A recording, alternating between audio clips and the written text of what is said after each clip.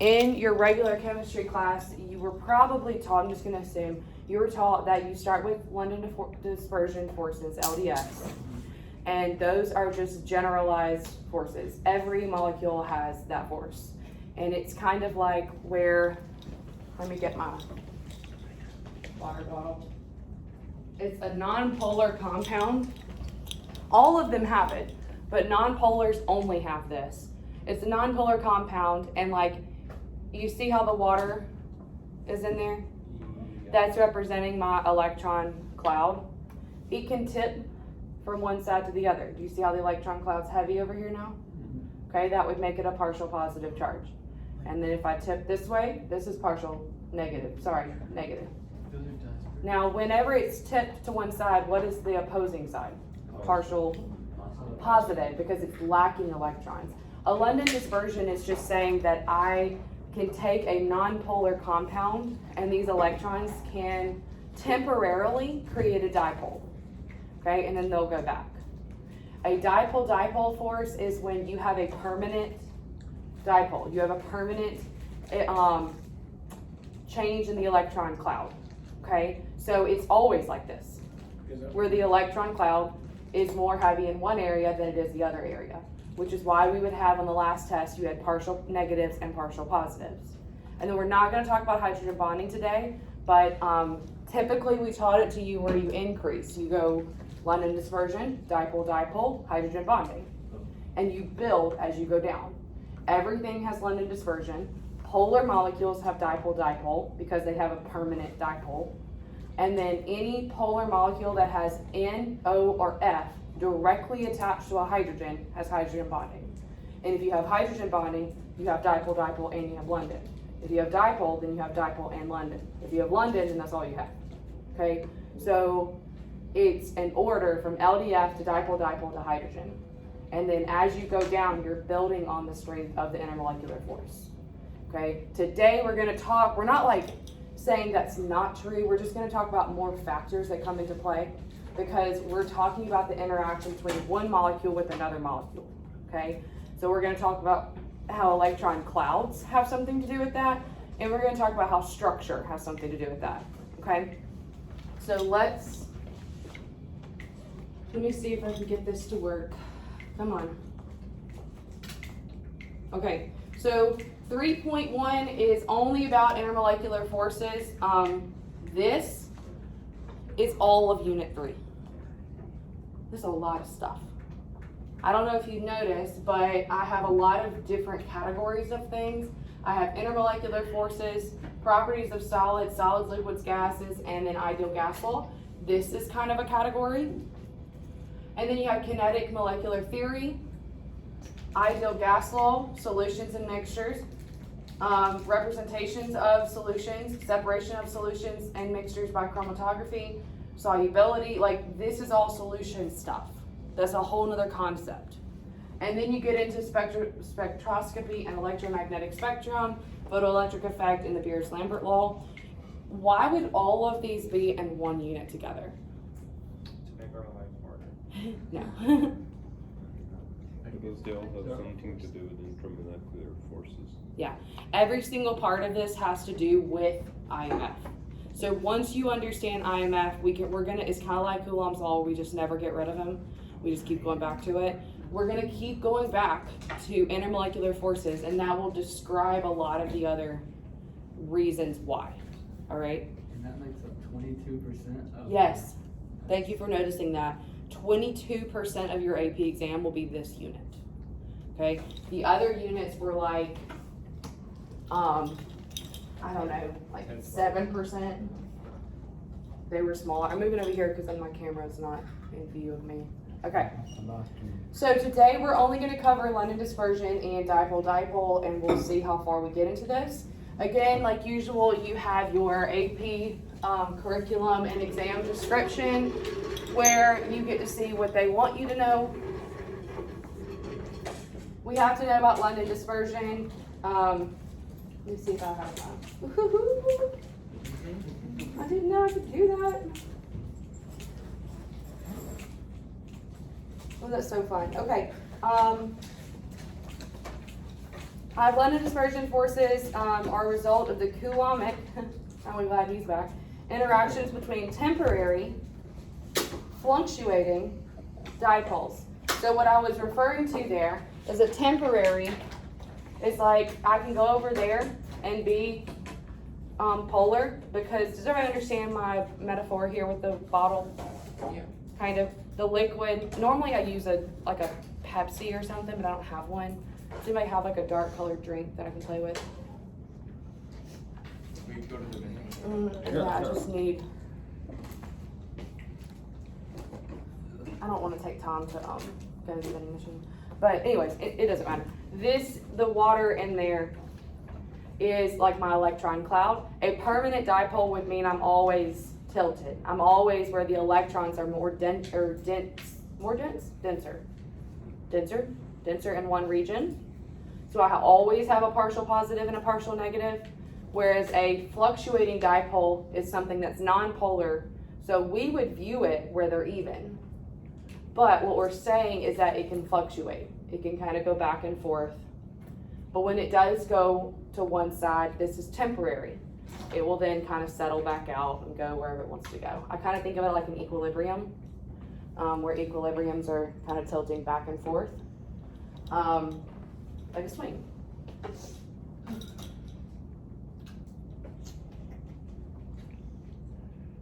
Okay, this is a new concept right here. London dispersion forces are often the strongest net intermolecular force between large molecules. Yeah, I taught y'all that, or I didn't teach y'all because I didn't teach y'all this, but you probably were taught that London dispersion is the weakest. And it's not as permanent as the others. I think that that's why we get to say weaker. Dispersion force increase with the increasing contact area. We're going to talk about that, and the increasing polarizability of the molecule, and that has to deal with electron cloud. The dipole moment of polar molecule leads to interactions with other chemical species. We're going to talk about the rest of that. Let's just get into intermolecular. So we have two different categories here. I hope that you find your notes are pretty easy to follow. I have different colors with everything. So the very bottom, this is what you're drawing. It says draw. And I was really stressed that I spelled draw wrong. You know when you start typing something more and more and it just feels wrong? I was like, this doesn't feel right. The word draw can't. I forgot how to spell the word fun and can for a day. I couldn't spell it. I was getting Every time I drew it, I was like, this is not right. This is not right. It can't be D-R-A-W. Okay, so we have intra and inter. Intramolecular are inside the molecule. So those are our bonds. That's a chemical bond, is an intramolecular bond. What are we doing when we break intramolecular bonds? We're breaking the single atoms apart. Okay, yes, or we're building more, but we are actually changing, we're doing a chemical change, where we're changing the chemical into something else. Ethan, you with us? Hey, can y'all touch him? Hi. Okay, and then we have intermolecular, just like interstate is between states. And intermolecular is between the two molecules. So it's the dotted lines. We also typically draw dotted lines for like hydrogen bonds and stuff. So you'll see dotted lines a good bit. Yeah. So then what are, so we're pointing at the lines of here. This is circled. So these are intra. Where this is just the single bond. I thought those were part of the thing. Yeah, I'm sorry. These are all supposed to be circled. This took me so long. It's very frustrating to do that particular, like those circles. Okay, sorry. I'm gonna take y'all through my struggles. This is intramolecular because it's the single bond between the hydrogen and the oxygen atom, and we just learned that those are actually sigma bonds. They're not just little lines, okay? Then over here we have inter, where we have one molecule of water. That molecule of water is interacting with this other molecule.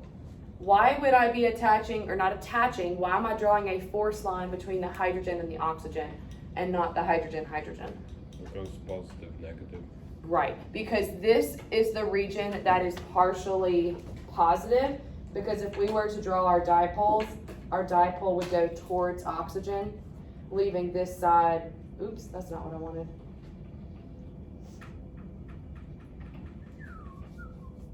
fine, erase. Ah. This would be partial positive, and then this would be partial negative down towards the bottom, because all of your dipoles are going towards oxygen. Okay, so the partial positive of one hydrogen is going to be attracted to the partial negative of the other oxygen. And that's going to be all over the place. It's not just one, it's all over the place. Anywhere that we could, like there'd be another one right here. Anywhere that the hydrogen and the oxygen come near each other, it's going to magnetize towards each other. Okay? All right. Consider an experiment where a pure sample of water is heated to its boiling point. Which reaction is responsible for the change? Which one? The second one, Why? because it's changing from a liquid to a gas and not separating. Yeah, so we just said that whenever we change intra, is chemical. And I know that y'all talked about chemical and physical change in your previous classes. Chemical is when we have a brand new substance. When we change inter, this is physical. So over here, if I want to know the one is responsible for doing words, which one is responsible for boiling? Boiling is a physical change, and all boiling is changing liquid to gas. That's all it's doing. So which one of the particle diagrams is responsible for this change? The right. Second. Which one? The right, Why? because it's not actually breaking apart the atoms. It's just changing the state of matter. Right. So all we're doing right here is changing the distance between one molecule and the other molecule. That's all we're doing. Okay? So which attractive forces are broken when the water evaporates? Is it inter or intra? Inter. Why? Between. Because Yes. the forces between the atoms are what cause physical changes. Yes. Okay. Wait, so the first one is a chemical change? Intra is. Intra is the chemical bonds No. themselves, like the single bonds. If we're gonna break single bonds or double bonds, we're breaking apart the molecule. So we would be breaking it into an oxygen and a hydrogen. Is that the same substance as water? No, those aren't the same substances. So that would be a intramolecular change because we're changing the substance completely to something different. So the correct response for which reaction is responsible for this change is the second one, because boiling something is just changing it from liquid to gas, which just means I'm taking the particles and instead of them being close together, I'm separating them out. So when I separate them out, I'm breaking that magnet, like that magnet. Okay, I'm breaking that intermolecular force. Okay, so consider the table. We're gonna come back to this problem a lot. Come on, thing. This is why I can't work with this. This is half my battle is just fighting this thing. Okay. Does anybody have these three? Yes. I do. I have acetone. I have methane. Carbon tetrafluoride. All right, so we found methane, carbon tetrafluoride, and acetone. So our goal with these is going to be to order them from low to high intermolecular force. You obviously see the order already because you see the boiling point, but we're going to explain why we have a change in intermolecular force. So we have methane, carbon tetrafluoride, and acetone. Take a second to look at all three of these structures. I want you to ask yourself, is it polar, is it non-polar? And then think about the size and think about the shape. I'm not going to ask you any questions yet. I just want you to kind of get a feel for those molecules. So it enters between molecules. Enters between. So we would, But I would anytime, assume molecule. right, good, okay, good point. Anytime we're talking about this, if I'm talking about the boiling point, I'm talking about more than one methane. Okay, so we're always considering the fact that it's not just one of these molecules, it's an accumulation of them. They're bonded to each other. Not bonded, Not bonded. attracted to each other. Attracted to each other. Yes. Okay, We are going to be asking the question, which substances experience the strongest intermolecular forces in the liquid phase? Well, we're gonna have to get to each of those points. Okay, who has the 2 neon atoms? The ones that are not polarized. Oh. Okay, Oh. come up here with your neon atoms. Not you. The ones that are not polarized, the ones that look like this. Oh. Okay, so we're gonna demonstrate. I want you to stand on either side. You have to stand over here because your arrow points that way. Alright, so London dispersion is where you have 2, I guess these are just atoms, but 2 entities, 2 compounds, 2 substances that are not polar. Okay, so if you look at the neon atom, it's not polar. The electrons are all just spread evenly throughout, okay? And the same thing over here to this one. A London dispersion force is a result of a Coulombic interaction. What does Coulombic interaction mean? Forces. What does it mean? The forces between like the protons and like the other protons. The charges. Yeah, so it's the force that from the nuclei of one atom, so the nucleus of his, to the electrons of hers. Okay, that's the Coulomb force, and then vice versa, her nucleus to his electrons. That's the Coulombic force, is that those 2 are attracting. Coulombic force is also explaining that when these 2 get close together, what are the electrons going to do? They're going to push each other away. But the attraction between the nucleus and the electrons are strong enough that they are going to stay together. Okay, so we are going to consider the idea of them getting closer together. Ooh, stop. What should happen when they get this close? The electrons go. Right. Are they still going to be not polarized? Are they still going to be like all evenly distributed? No. Why? They're gonna be pulled. The electrons are pushing. The electrons are going to push and we're going to have a new shape. So y'all can sit down and my other 2 neon atoms come up. Gotta wake y'all up today. All right, organize yourself where, You want to go get that? tell me. I'm not They putting it both- up there yet. oh, I want wait. you to think about it. But they're both like. Exactly, yeah. Unless I can just flip mine. But is that what's gonna happen? No, it's the other one. So I'm gonna have a partial positive and it's going to be attracted to the partial negative. So it would be this way, like this. Yes. Okay, so y'all switch places. All right, explain to them what you're holding and why you're holding it in a certain direction. What looks different on your atoms? Mine's negative Okay, why is it negative? because they're on this side. What is they? Electron. The electron. The electrons are on that side. So what does yours look like?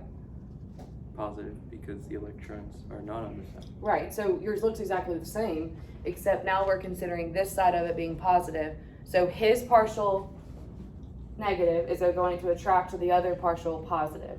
Now, is this going to stay this way if they were to separate? No. Like if I heat them up and they move around? But That's what also heat does, electrons on the right? side. Heat makes you move. If I make you move enough, you're gonna come over here. Is he still gonna be polarized? No. No, because London dispersion is talking about in a non-polar situation where the electrons typically have the option of just being even. If we were to get close to another one, the electrons would tip away from that other atom. And that would make a partial positive side, which is gonna connect to the partial negative side of the other. But if we heat them up, they start moving, we start breaking that and they get more evenly distributed again. All right, y'all can sit back down. Thank you. I did good my job, right guys? No. I was very good at that. Okay, so I have a description of that on here. All right, so here's the, if you weren't holding them, you probably really couldn't see what they looked like. But here's our neon atoms that are not polarized. The electrons are evenly distributed. As they move closer together, what's gonna happen to them? They're gonna shift. They're gonna shift. They are going to polarize each themselves. So when the atoms get close to each other, you'll have to fill this in, I think. And you were supposed to be drawing this. Electrons. Oh. I gotta pay attention to my packet. I work so hard. Close together, the electrons go Okay. from one atom to the other. Other. This is what I was asking you to draw. You don't have to draw it like all of it, but just kind of give yourself an idea. I'm just gonna put little dots on there. Okay, that's fine. I put negatives everywhere as electrons. Ooh, that's a good idea.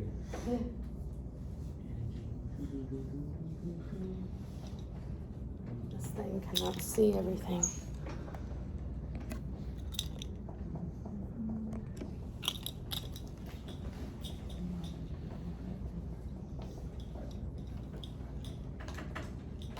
I broke my electrons.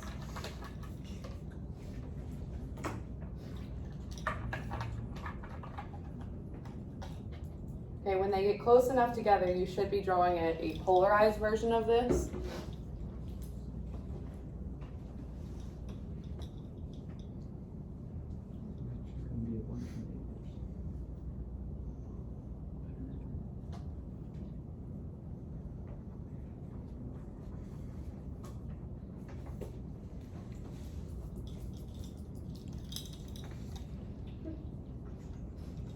Gosh, you wouldn't say fall.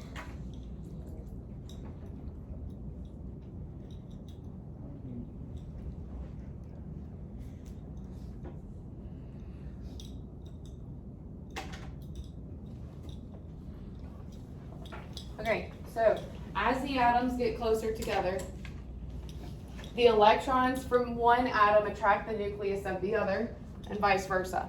They also repel the opposing electrons. This causes a distortion of the electron clouds, creating temporary dipoles. And then here's an important definition that we're going to keep going back to. Polarizability is hard to say. This is the ease with which the electron cloud in an atom or molecule can be distorted. So what does that mean in English? How easy that partial positive and partial negative thing can be created. Right. So like how easy is it to do this or this? Okay. And that's going to be based off of a like electron cloud. So if I have more electrons, they're going to have a bigger strength, like their force is greater because more charges equals more force. So we're going to be able to polarize them more. And then here's a specific definition for LDF if you want it. Attractions between atoms or molecules that are caused by temporary dipoles. What's a dipole again? Partially of the pulling force Where the, which one pulls, where the direction? The word, the direction. The Where direction of it's the more electron. polar, like, where It's, sides- okay, the dipole arrow is the direction, it's pointing towards the direction. But a dipole is really just, we have birds, but you see how this region is more heavy in birds Yes. and this region is not? Yes. You can think of that like the electrons. A dipole would be where you have two sides that are clearly differentiated on their electrons, their electron densities. Okay, where we have more electrons versus less electrons. So London dispersion is all about the fact that this is temporary. So if you think of it kind of like birds, have y'all ever seen this many birds in the sky all flying together? Yes. Or a lot of birds at least, like those little blackbirds that all fly around? They're so dumb. They're gonna like gather together and then they disperse and go over here and gather over there, and they'll have like, they change, right? It's kind of like a wave. That's kind of what I'm trying to point out here, is that you can have in a London dispersion, you have temporary dipoles. So at one point you have a heavy region of electrons making a partial negative charge. But then that can easily change and disperse back out where it looks different, okay? So is that like typically two molecules of the same thing, or like when does that happen? Okay, all of this, when we're talking about boiling point, we're talking about a pure substance. So we're talking about a bunch of methanes Okay. or a bunch of carbon tetrafluorides. I Right? didn't get the slide before. So is Before that. distortion just like how? It was just all that picture, of those getting closer. No, I'm not have when atoms get closer together, the electrons of one atom blank the blank. Right here, when atoms get close together. What? Okay. When atoms get close together, the electrons from one atom attract the nucleus of the other and vice versa. They also repel the opposing electrons. This causes a distortion of the electron clouds causing temporary dipole. So do we have do we have a grasp of what London dispersion is? Yeah. Okay. Yes. Now we can compare one London dispersion to another London dispersion. Who has these molecules? I have CH. You have what? CH4? Well, is it supposed to look like that? Yeah, I have CH4 too. You both have You have CH4? CH4, you have that one. One of you should have CCl4. Yeah. You have that? Okay, I might have printed two. That's done. You need the picture one. Yes, we have two of the pictures. What is the difference between the two? One has less electrons on the hydrogen versus the chlorine, so there's more electrons that can participate in those forces. So Exactly. So I'll sum that back up though. CH4, so methane, has, these are hydrogen atoms. Okay? So I can draw that on here. This is, okay. Carbon, and these are hydrogens. Is it polar or non-polar? Why? Because all the there's electrons carbon, are hydrogens, non-polar. There's no massive force on electronegativity, and they also balance. Okay? So if it is non-polar, which of these does it have? LDF or dipole-dipole? LDF. Okay, what about CCl4, carbon tetrachloride? What about it? This is carbon, and these are chlorines. Okay? LDF or dipole-dipole? Dipole. Yeah, because they're How is all that pulled polar, though? towards the Like- COs. I don't see. This one's pulling, but so is this one.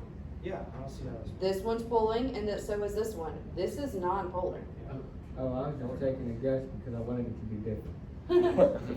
So both of them are non-polar. The first one because we just don't have a mass, we don't have any dipoles anywhere. And the second one because the dipoles even each other out. So this goes back to your other unit where we can have polar bonds, but an overall non-polar molecule, because the polar bonds can balance themselves out to be overall non-polar. So the difference here is that the electron cloud of hydrogen is pretty small, So, especially compared to the electron cloud of chlorine. is CH4 non-polar? They both are nonpolar. So they both only have LDF forces. So if they both fit in this category, do y'all want to come take your things to wall? Yeah, can you go back for a second so we can? Yeah, I didn't mean to go there. Put them in the order that you think they should go. Which one should go less? That one. Mm-hmm. Yeah, so first we have, this is methane. And this is carbon tetrachloride. Why did we put methane before carbon tetrachloride? Because there's less electrons to participate in the London dispersion force. Right. The difference here is electron cloud. So the electron cloud is larger for carbon tetrachloride. If we have a larger electron cloud, we have a higher ability to polarize. Okay? So the higher the electron, the bigger the electron cloud, the more electrons there are to polarize. Because we learned with Coulomb's law, more charges equals more force. Okay? So if we're comparing CH4 to CCl4, now remember, we are comparing a nonpolar versus a nonpolar. Alright? It's very important to realize that both of these only have LDFs. So we're just trying to compare two that have only LDF. The difference between them is their electron cloud. The larger the electron cloud, the more polarizability, and therefore the larger the temporary dipoles, leading to the stronger LDF. Yes? Yes. No? I agree. You agree? Good, I'm glad. Thank you. Thank you for your approval. I actually disagree. What do you disagree with? Sorry, you can't. It's my class.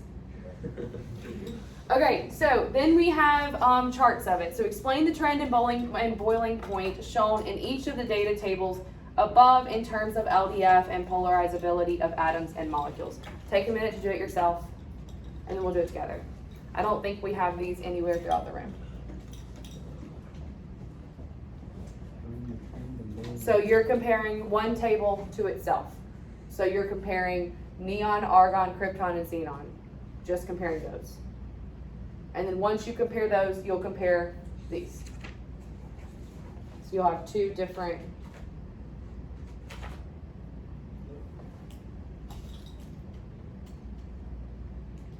So the key for all of this is to ask yourself, what type of force do I have? LDF or dipolar hydrogen? And then if you're in one category, if everything's in one category, you start comparing electron clouds, and then we're going to start comparing structure.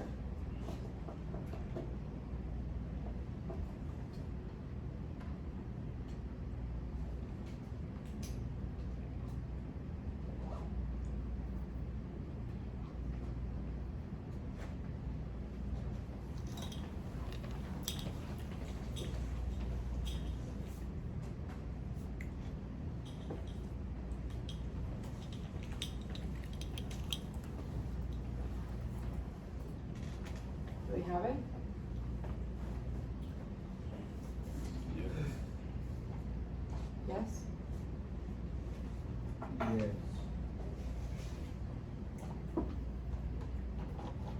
right, let me tell you what you should have.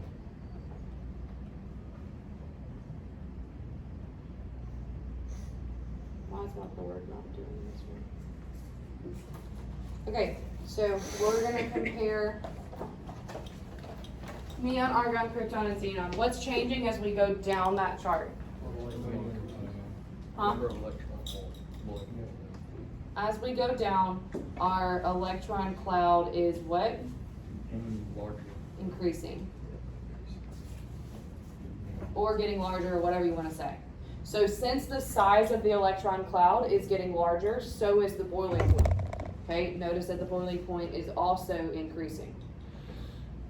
The reason for that is what? Because higher polarizability, because there's more force, because of Coulomb's law, which states that like force is proportional to like the charges, and the lower you go, the bigger the electrons, or the bigger amount of electrons, which is higher charge. Yes, everything that you just said is correct. Right. So the larger the electron cloud, the stronger the LDF, which makes it harder. So now that we're talking about boiling point, how does LDF compare to boiling point? Boiling point increases. Proportional.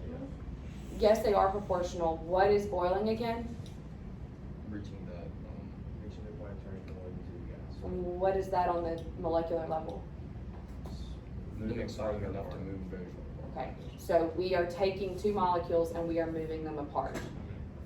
When we move them apart, what are we fighting? Contraction. Not the bond, Contraction. the intermolecular force between those. I'm gonna fix you every time, because it's not a bond, okay? Every single time when we are boiling, we're taking liquids that are close together and we're exciting them enough to break that intermolecular force. So if we have a stronger intermolecular force, it's going to be harder to boil in, right? So that makes a higher boiling point. So we need a more thermal energy in order to activate that motion enough to move them apart, okay? So the larger the electron cloud, the stronger the LDF, and higher the boiling point. Somebody got a question? Yeah. How did you know that the electron cloud was increasing? Because you look at how many electrons each of them have. How many electrons does neon have? 10. Argon? Oh, so you, okay, hold on. It's 18. 18. Oh, so, All of these are these are all noble gases. So neon has 10, argon has 18, krypton has 36, and xenon has 54. yes, they have more electrons. We also know that as you go down the periodic table, the electron configuration is changing from like 2p to 3p to 4p to 5p. So we're increasing those energy levels. So the cloud of electrons is much larger when you have more electrons. Then the same concept here on the bottom, the size of the electron clouds as you go down is increasing, and therefore you get the same concept of polarizability. So the same concept right there. Okay, so here's the next thing to consider is their structure. So we've talked about their electron cloud, and now we're going to talk about their structure. How does their structure come into play? Why would that matter? They have like a perfect 0, 0, 0 formal charges, like they have the most stable structure.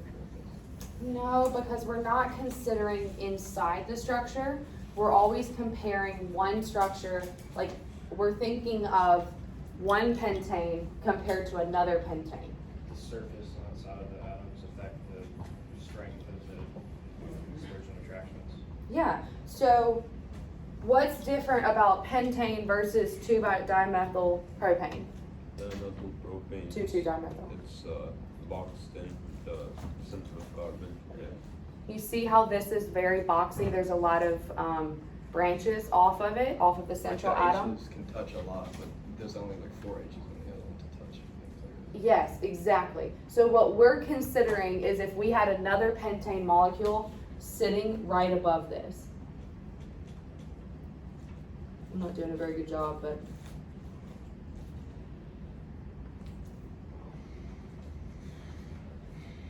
Do you see how these hydrogens right there have more like they have a lot more surface area to interact with each other?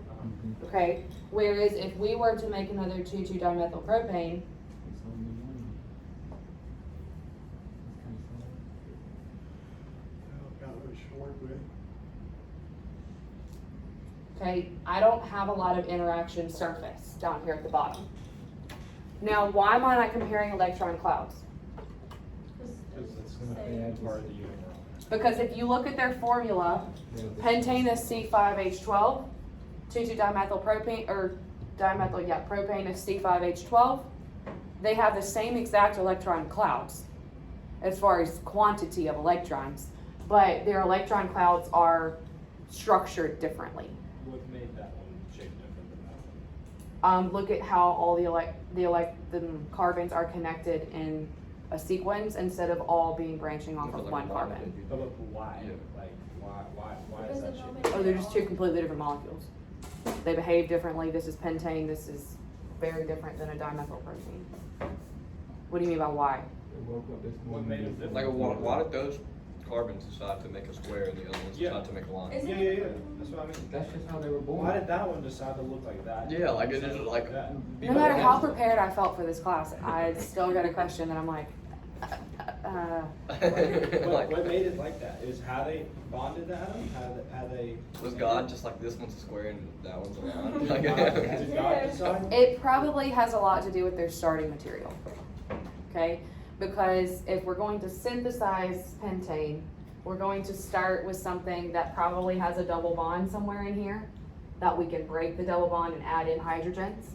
Whereas if we're going to synthesize this one, we probably started with something completely different, Okay. like a whole What you nother started starting. with, Yeah. okay. And then where does that? I'm scared to answer those questions because then you're like, well, where's the starting? What about No, you that sound starting? right. material? No, What about I this? get it. What about this one? I You know? understand. Yeah, that makes But sense. it has a lot to do with how they synthesized it, and then the environment that it was made in. One's probably easier to make than the other. Different conditions. Okay, so this is just explaining what I just explained to you, but you need to write this down. Don't forget that you have nodes that are interactive. Okay, molecular shape, surface area, and contact area between molecules can affect the relative strength of London dispersion. So we're gonna look at the shapes we already did. I think that I asked you to explain the reasons that the shapes are different on your notes. What did I say? Yeah, draw. Draw it. You said re-examine the shapes and explain the difference in what. Okay, so do that, and whoever has pentane and whoever has 2,2-dimethyl propane, come put it on the board where it goes. Who has the other? I think I have the other. It's me. Okay, so Which one has a higher boiling point? Yes, why? So that, because there's, the thing that you put like the thing on top of Yeah, it. they can stack easier. Yeah. Okay, so when we put them together, should mine go on top of yours or below yours? Yes.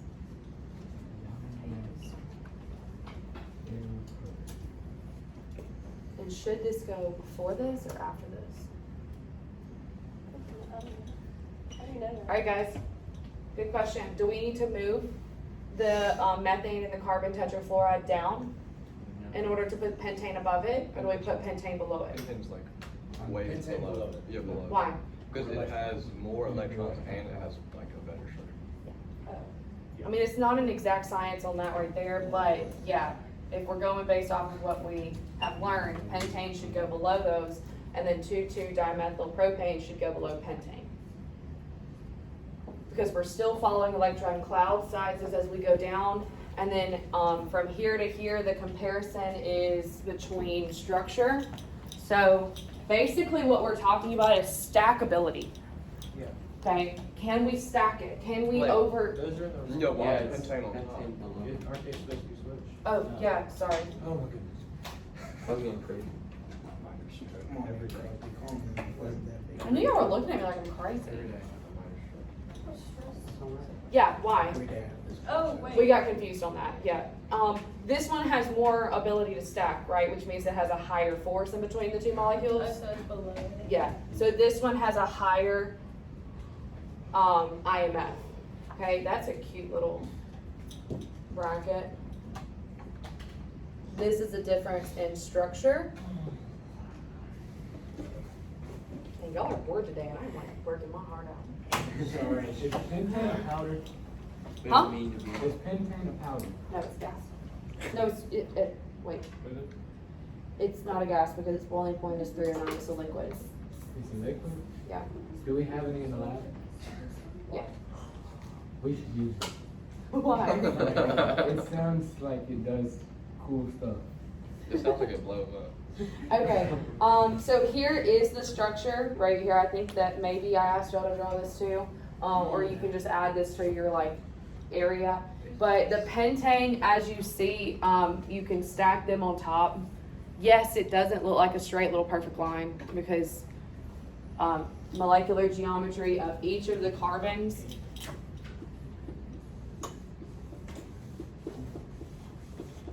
What is the molecular geometry around this carbon right here? How many domains do I have? 1, 2, 3, 4. This is a tetrahedral. Does a tetrahedral look like this? No. What does it look like? We have one coming out. One coming out and one going backwards because it's not a perfect little square. Oh, it's almost time for this class over. We're never leaving. Oh, she's keeping us here. I actually have to go. We have 6 minutes. We need some math, and you have to keep Y'all, math was so much fun today. We played a game. Oh, I'm finna tell him that. Yeah. Just play that game. What y'all play? What y'all play? No, he's gonna make that. None of you are being recorded at all times. Oh, sorry. We did math, y'all. We did. We recorded. Yeah, It was a math game. For like being. Oh. Oh, yeah, that game is fun. No, it wasn't a game. It was. We played. All right, so if we put the hydrogens like this, We can see you. We did too. I think we did. they end up going up and down. Pay attention to this one. This is the one that's easier to look at. Do you notice how on this one right here, I have these two going downwards in like a bent type shape? You notice that? Okay, that's why it looks like this and not straight, okay? And then this one over here is a whole different scenario. We would have, Where do we write this? The greater surface area? where we want. So we're not supposed to write like the greater BP than Is that it? Yeah, that's somewhere, I think. That's not methane. That's explained. But that's not. Okay, here's a better representation of carbon of 2,2-dimethyl propane, where I have a central carbon and then I have carbons, all 4 carbons going off of it. And then each of these carbons out here would have another 3 hydrogens. So we have like big bulks. This one's not gonna be able to stack as well because it has a lot of bulky extensions. So over here we have a greater surface area in between the molecules. I'm referring to right here. If we have a greater surface area between it, that means we have a higher intermolecular force and therefore a higher boiling point. Whereas over here with 2,2-dimethyl propane, we just don't have as much surface area. See how this is smaller? That's what I'm referring to. Okay, so back to the very first example that we started with. Somebody has methane and somebody has carbon tetrafluoride. Who has those? You have methane. Who has carbon tetrafluoride? Ethan? Okay. Explain to me why carbon tetrafluoride has a higher boiling point than methane.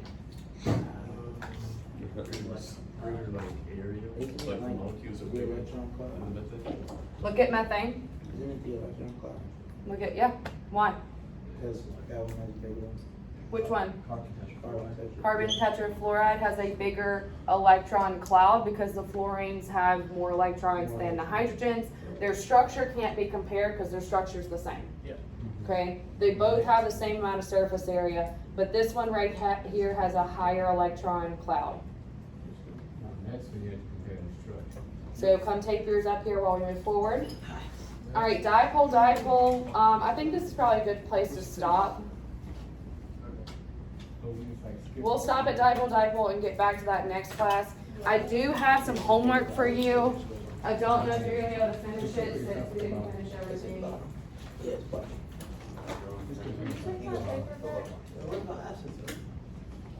You put it on my desk.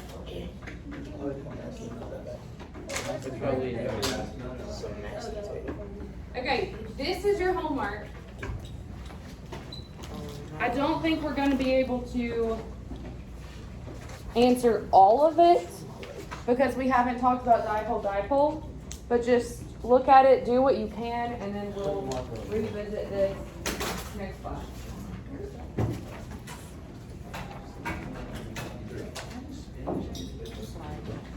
Right in front of you.